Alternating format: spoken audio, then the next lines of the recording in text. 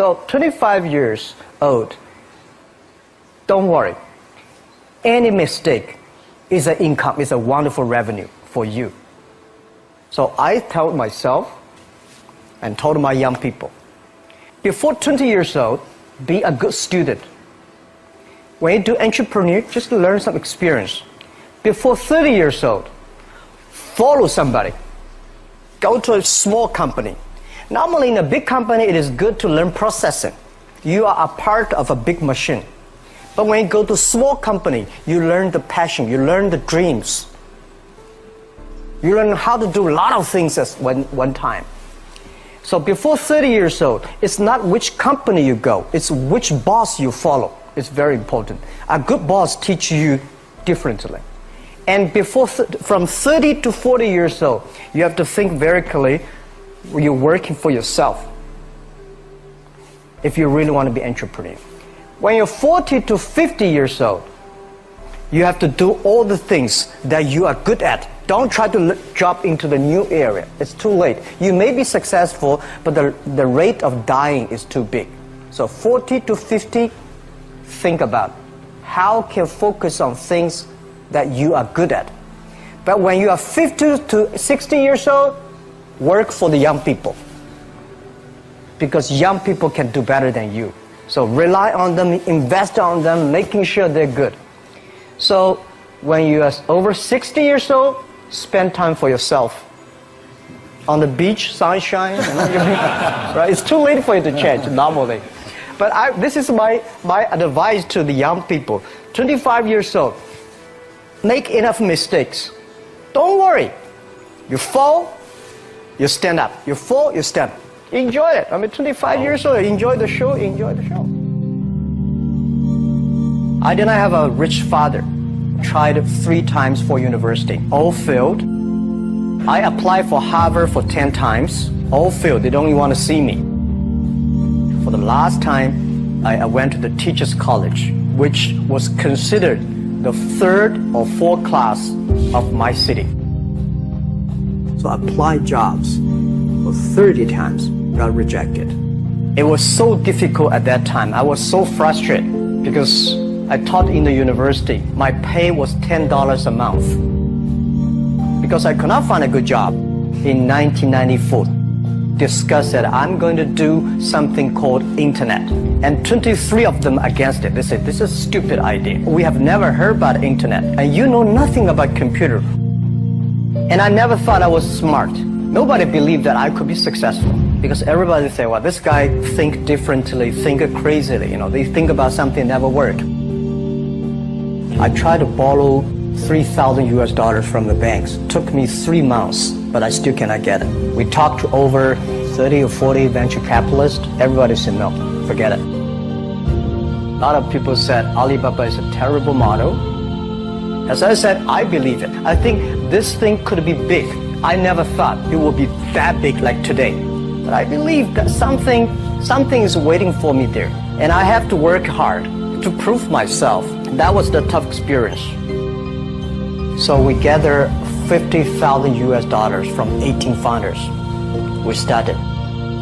For the first 3 years, we did not have even $1 revenue from our business. It was not easy. Why it keeps going ahead, going forward? Because I received lots of email of thanks from the customer. They say, this is such a great thing. We cannot pay you, but this thing helped us. If you keep on helping us, one day you will be successful. And I believe this. Little by little, we build up our business. Little by little, we build up our ecosystem of the infrastructure. And now, after 16 years, we have an Alibaba group, we have a Tmall group, we have a Taobao group, we have Alipay. And people said, you are so smart. How could you make a company like that? Bill Gates, Warren Buffett, Jack Welch, Larry Page, Mark Zuckerberg. The difference between those people and other people, they are always optimistic for the future. They never complain. They always try to solve the problems of the others. When you're optimistic, it's always opportunity. People, same here today. Jack, where is the opportunity? I don't have a job. I don't have this. I don't have that. We are at the best time of this century. The best assets you have is that you are young. Don't complain. Let the other people complain. The opportunity always lies where people complain. Think about how you can make things different. Is there anything I can do that make the difference? And then when you think about this, start to do it. I saw a lot of people, young people, have fantastic ideas every evening. But in the morning, they go to the office same again. Being an entrepreneur, you have to do the things before the other people do. You have to wake up before the other people wake up. You have to be more brave than the others. Use instinct. Everything you do is to the need of the customer. To everybody, to any person, tomorrow is new. Make the move, make the action. Whether investors believe it this or not, whether your friends believe it or not, whether your parents believe it or not, that's not important. You believe it, your team believe it, and work day and night on this. That's how the things happens. Make enough mistakes. You fall, you stand up. Any mistake is an income, is a wonderful revenue. Don't worry about the money. Money follow the people. People should follow the dreams. If you have a dream, just to go ahead. I think nobody can conquer the world. We only can serve the world. Either work for the others or work for yourself. And I choose the way, work for myself.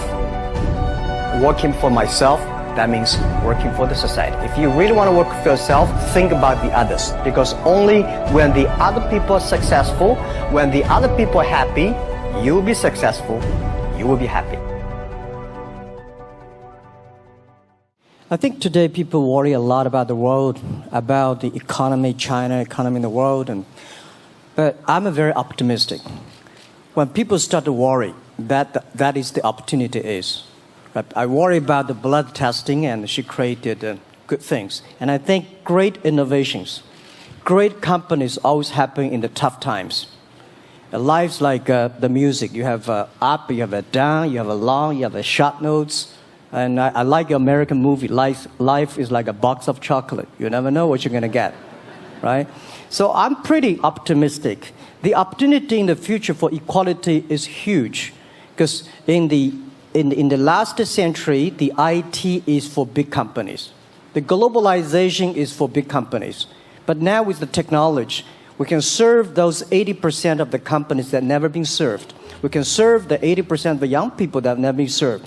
Technology for internet is so cheap, so easy to use. One of the reasons why we grow in China e-commerce so fast, much faster than the USA, because our infrastructure of commerce in China was too bad.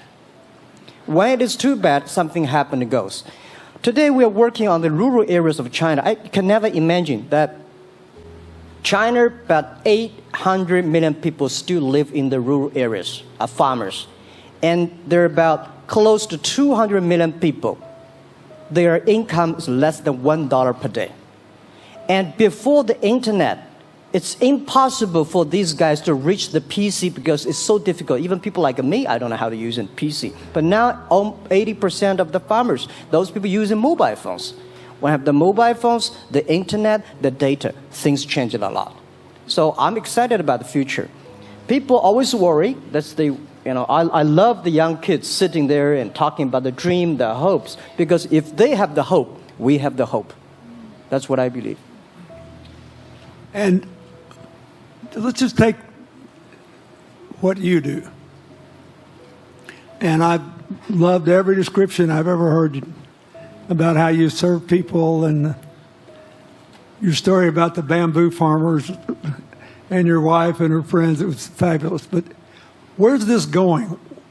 What are you going to do?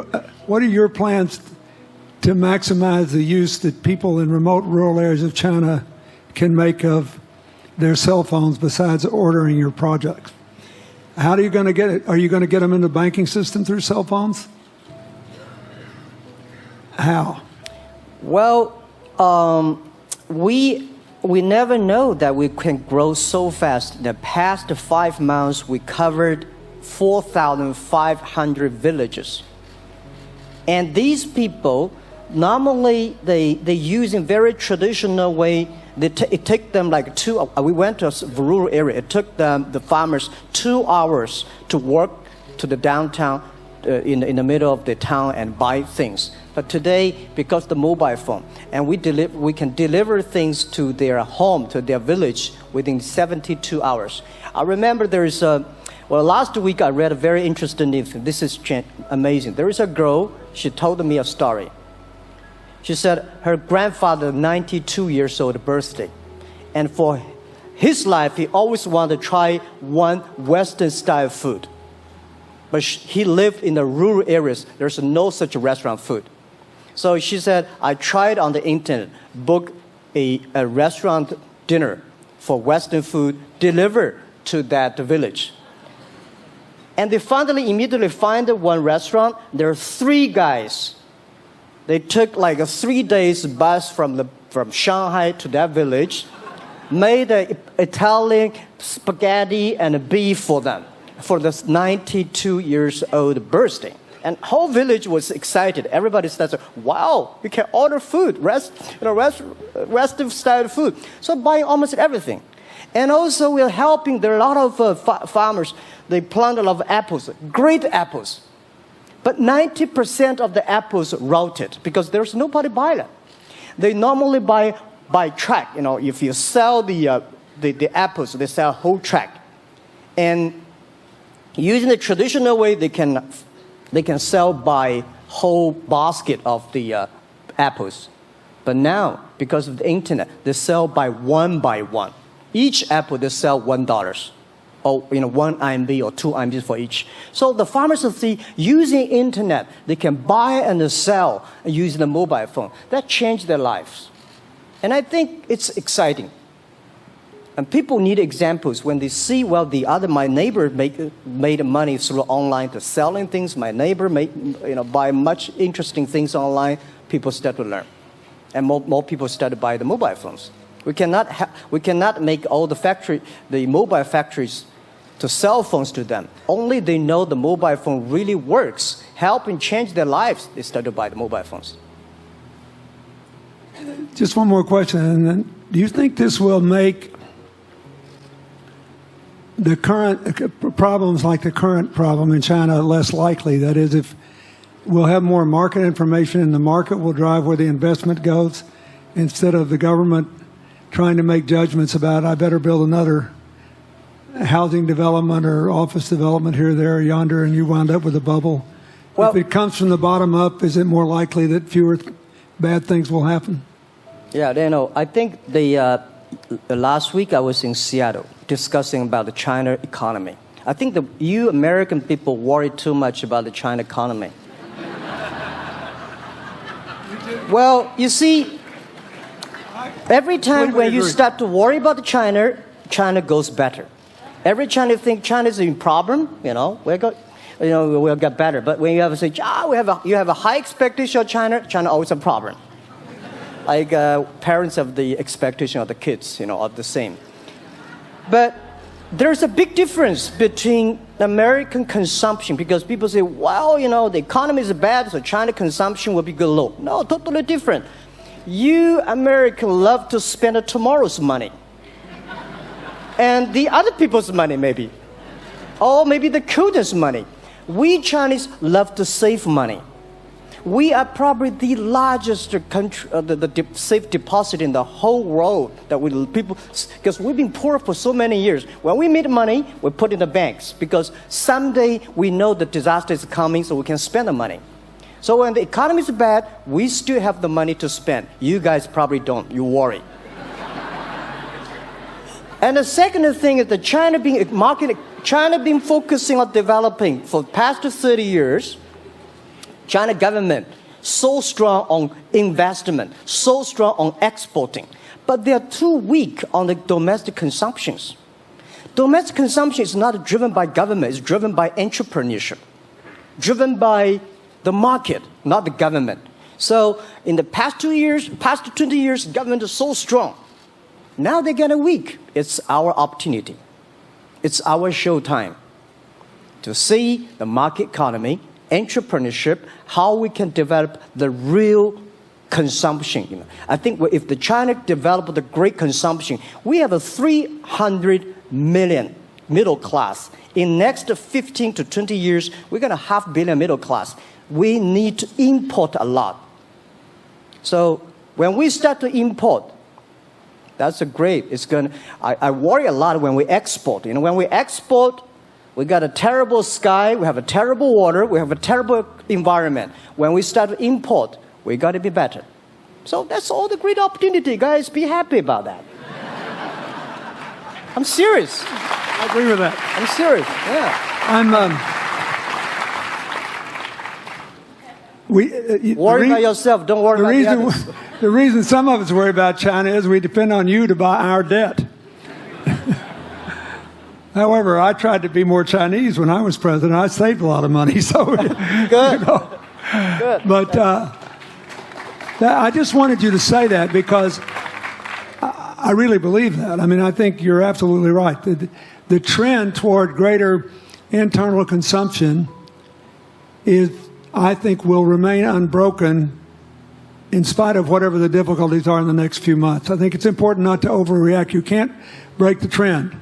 You've got to clean up the land from chemical contaminants. You've got to clean up the air. You're going to do it. Yep. And a lot of Chinese will make a lot of money out of that. There'll be a lot of great new companies, and there'll be opportunities to import from other places. Yeah. So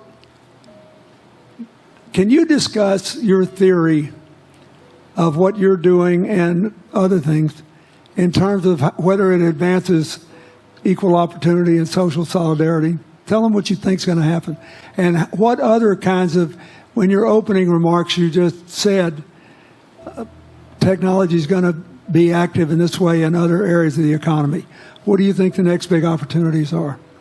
But first, tell them just in 2 sentences what you're doing, because Jack and I know, and we haven't been clear enough. Explain it, and explain how you think that advances social solidarity and equality of opportunity. Well, our work is in the belief that access to health information is a basic human right, and that lab information, particularly because lab data drives 70% of clinical decisions, needs to be accessible to people before they're sick. So if you look at the word diagnose in the dictionary today, it says to determine the presence of disease from symptoms, which means by definition, we're determining that people are sick once a disease has already progressed. And our work is in being able to make lab testing accessible to people in time for therapy to be effected, and to do that in a way in which every person, irrespective of their insurance status, irrespective of where they live, can afford the ability to get a test done. So that means, in our case, we've invested the last 12 years in now developing hundreds of tests, many of which are less than $10. So $2 tests in the United States. And I think one of the amazing things about this country is that we have such an incredible ecosystem for fueling creativity, and that creativity can create new markets. So in answer to your question about the market being able to conform itself to social good, I think the creativity that goes into creating these new technologies creates new markets in and of themselves. And our basic belief is that those new markets come from empowering individuals and enfranchising individuals and trusting that individuals have the capability to engage with information, and in accessing that information, beginning to take control of their own outcomes and their own health outcomes, and in doing so, changing the way our healthcare system works. Think what this could mean for rural China, for rural India, for Native American reservations in America, for the Mississippi Delta, for the remote areas where all the jobs were lost from coal. You're all of a sudden giving people information. And one of the most important things I think we did in my second term as president in the healthcare front was develop this diabetes self-care program, and all of a sudden Jack's company could be delivering the means to self-care based on your test. I mean, I think that this is a very big deal. We all want to live as long and as well as we can, and Craig Venner was here. We were joking about whether we'd make it to 100, but in the meanwhile, you want to keep people healthy, and if they're sick, you want to intervene early, not late. Yeah. Well, and if you look at, the ability to engage with this information, we have a $4 trillion healthcare problem in this country. 20% of it is type 2 diabetes, which is reversible. And we have 90 million Americans who do not know they are pre-diabetic. But access to information and the ability to engage with that information is the foundation for being able to change those outcomes and cost, right? One more fact, and then I want to call him Jack. You founded this company 12 years ago, right? Yeah. Tell them how old you were. I was 19. Yeah. So, don't worry about the future. We're in good hands. So, I was thinking about 19, where I am. 19, I've not passed the examination for university yet. I failed 3 times, but I think it worked out. I'm not good at schooling. Well, yeah, that's why I give confidence to a lot of young people in China. If Jack Ma can be successful, 80% of the people can be successful. People like her, we're jealous. But, well, equality, I would like to make a little bit of technology helping, because yesterday I was joining the UN Women Conference about gender equality. And I think the first technology revolution happened 200 years ago in the UK, released the human body, the arm, stronger. The second technology revolution in the USA for energy, you can last long. But this technology revolution release the brain. So this century is not a competition who is stronger, whose muscle is stronger. It's who is smarter, who is soft, who can listen. It's the challenge of wisdom. So man and woman are equal. On the internet, you can never see he's a woman or a man. And on the internet, women can serve much better than men on the internet. Men talking about the business, talking about numbers, competition, they make business very cold. Women, they make business very cozy, lifestyle, and interesting. 50%, more than 50% of our shop owners, more than 5 million shop owners are women. And people love that. This is a great thing. I see that this century we see more and more women leaders, on the state leaders, the presidents. In the future, we're going to General Secretary of the United Nations should be a woman leader. And this is the great century for equality. And I feel excited about that. Let me ask you, we're almost out of time, but one of the things that we haven't talked enough about here, and not just here, but generally, is whether the leapfrogging we saw with cell phones, which was instrumental in your phenomenal business success and which will make it possible for you at the appropriate time to do what you've done on a global scale, hitherto unimaginable in all of human history for anybody to have any of their own health data. We've seen examples, but not the kind of dramatic penetration we need with energy and clean energy and enough in a short enough time to avoid the worst consequences of climate change. So do you believe that, your country has done more than anybody else to try to put up solar panels, and some of your companies went broke because you overdid it, right? But beforehand, and you got to work out the phase out of the coal, the phase into the sun and all that. Meanwhile, Africa, which is growing like crazy because of the cell phone in no small measure, and has 6 of the fastest growing countries in the world, still has vast swaths of its land totally dark at night. Do you believe that it's possible for us to scale up with distributed solar power rather than centralized as quick as we did with the cell phone? And if so, and if that were your business, if you had to quit what you're doing today and start there, how would you do it? And how would you do it?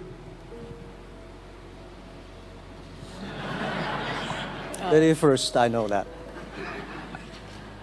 I'm such a huge believer in technology, and I think especially right now we're at an incredible time in terms of new technology and the ability to apply technology in a scalable way toward solving some of these problems. So I would look at it in the context of some of the renewable solutions that we already have, and in the context of empowering, connecting individuals with access to those solutions, and in the context of creating markets around them. I think that there's real opportunity to actually create an ecosystem in which people can financially benefit from these solutions, and I think that's going to drive an adoption. I think in developing economies, there's a revenue stream associated with that, and the more we can turn even already some of the technologies that we have into markets, the more that we can fuel, I believe, local growth and individual engagement in beginning to adopt some of these solutions.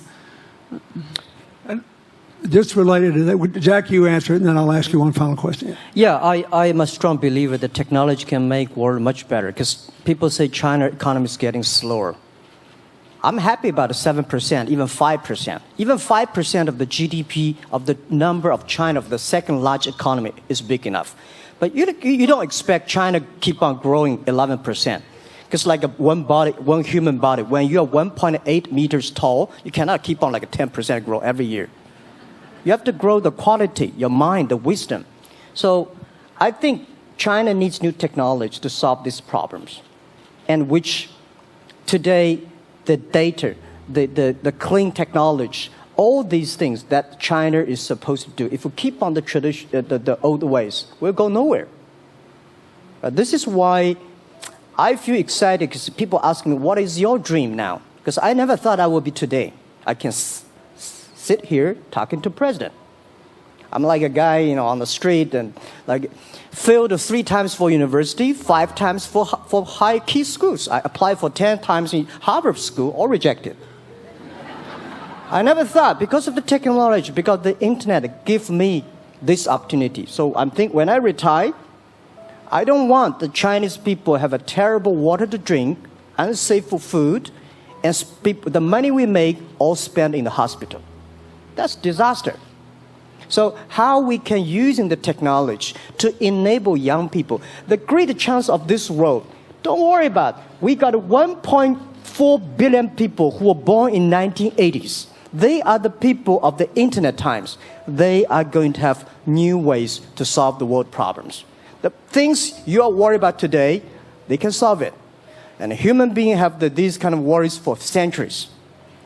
And young people can always solve it. And today, when you have a right direction, clean energy, the climate change, all these issues, they will be solved, and these are the great opportunities ahead of us. Anything else? I agree with that. I think the more we can enfranchise people, the more we can create ecosystems in which individuals are empowered, the more we give rights to individuals to be able to build businesses, to be able to pursue the economic benefit of technologies, the more you see these markets change. Before they leave the stage, I want you to look at them. And I want you to think about the time we have had to spend here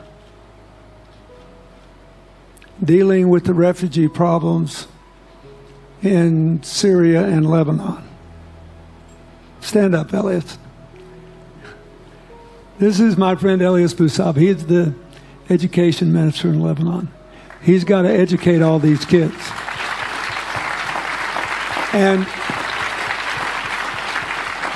so he left a miracle that very much reflects the lives that Elizabeth and Jack have lived. He was in a very responsible position at the American University of Dubai. They started bringing American scholars over there to live in an Arabic culture. He did all these wonderful things. Lebanon got in trouble. He went home to save his country. What is the difference? How much more could he and every smart Lebanese person do if they could focus on these things? And why can he not? because the place is dominated by people who think their differences are more important than their common humanity and their common challenges. You cannot imagine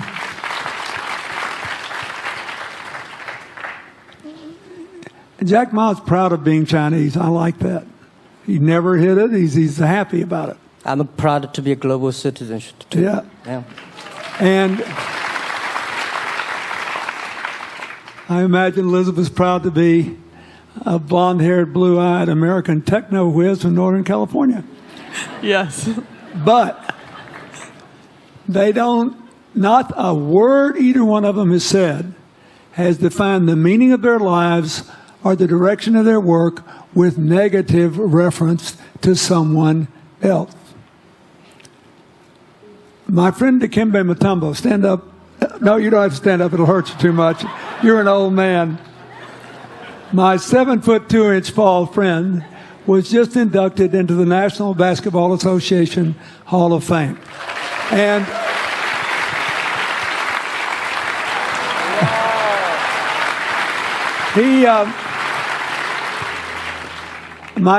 my whole family loves him. And I have seen how much he has given back to his native country, Congo, which has been so troubled. I've known him a long time. We both went to Georgetown University. I did before he was born, I think. I've never heard him say a resentful thing about anybody. I have seen him give and give and give and try to give the people in his native land opportunities. Why am I telling you this? He's had a good life because he never defined his life with negative reference to anybody else. He never begrudged anybody else's success, and he thought he had an obligation to help other people. I'm telling you, we are back in a time of collective global insecurity where the main struggle is the oldest one in human history, just in modern techno realities. I mean, if you were trying to build the Middle East, you would think about our permanent sponsor here, the ambassador from Oman, who her government tried to help head off a calamitous war in the Middle East over the nuclear issue in Iran. We all pray to God that it'll work out all right. And the lead she made. You look around all these places, wherever people are putting aside their differences and working together, good things are happening. We cannot achieve economic or social equality without living in the factual realities of the world we face, looking at the obstacles, looking at the opportunities, making the best decisions. And those of us who even feel good about ourselves because we think we spend a lot of time giving, our whole goal should be to work ourselves out of a job.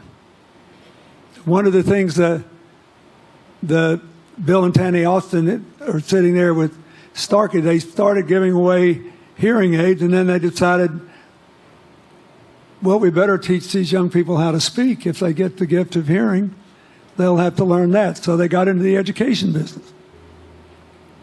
Sonny Varkey got into the education business and decided somebody ought to do something really dramatic to remind people that the only people that really matter are the teachers. So he gave the first Global Teacher of the Year award last year, and an international panel gave the prize to a teacher from Maine who promptly gave the entire $1 million to her school. The woman never made any money in her life. She gave all the money away immediately. The future is going to be forged by people who think of how to use the modern tools that we are given, as Elizabeth and Jack have, to create opportunity through empowerment. And it will not be a straight line. It's too many moving parts. But I just want you to think about that. The reason you feel good looking at them is that you identify with them even though they're different from you. And that's basically where we are all over again, and we can't slip back. We can't give up. That's why when we had the Prime Minister of Italy and George Soros talking about the future of Europe, and George said it was coming apart, and the Prime Minister said, no, it doesn't have to come apart if it's about something more than economics. I thought it doesn't have to come apart if you will it not to. And you put yourself on the line for it. There are no guaranteed outcomes today, but you can guarantee that the trend is right. So go ahead, you were going to say something, weren't you? Yeah, I just wanted to add, I mean, as we're talking about the future and from my own experience and looking at all the faces here, I think a huge part of the answer to your question is also to raise our little girls with the stereotype that they can be the best in engineering and science and math. Because when they do in all of these industries, it changes everything. And we need to do that in this country, and we need to do that as parents in other countries. You know?